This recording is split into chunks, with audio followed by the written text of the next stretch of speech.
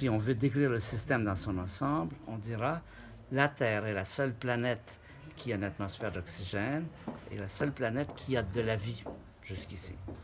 Ce n'est pas un hasard. Ce que nous savons, c'est que la Terre, quand elle est née, elle avait une atmosphère vraisemblablement de gaz carbonique.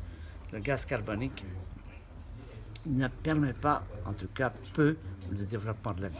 La vie s'est quand même développée au début dans une atmosphère qui n'avait pas d'oxygène, mais qui progressivement, grâce à la vie, grâce à la respiration des êtres vivants qui au départ étaient des petites cellules de plancton, l'atmosphère a été transformée.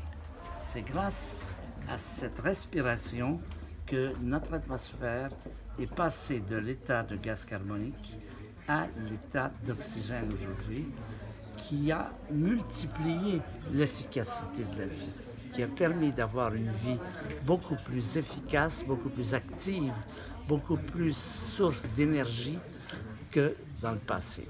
Et on a vu tout au long des centaines de millions d'années croître progressivement la quantité d'oxygène que nous avons dans notre atmosphère. Aujourd'hui, nous en sommes à peu près à 20% d'oxygène et le restant d'azote.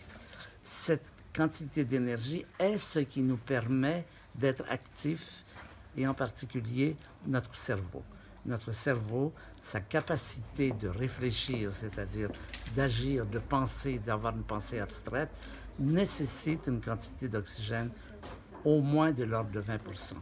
Et nous savons que si nous continuons à détériorer cette air par le fait que nous y rejetons plus de gaz carbonique, que cela fait des effets de serre avec tous les problèmes que ça fait, nous savons que cette vie sur la Terre pourrait s'éteindre, dans quel cas on retournerait. Si la vie s'éteignait, l'atmosphère se retransformerait de gaz carbonique, d'oxygène en gaz carbonique. Donc on voit le rôle essentiel que joue l'air, l'oxygène et surtout l'absence évidemment de pollution, de poisons tels que ceux que l'on rejette dans l'atmosphère continuellement, les pesticides et tous ces éléments. Eh bien, c'est en regardant cette histoire qu'on voit l'importance de préserver notre oxygène, notre air, c'est-à-dire ne pas y mêler trop de pesticides et de poisons et continuer à pouvoir vivre et que la Terre continue à être la seule planète qui a de la vie.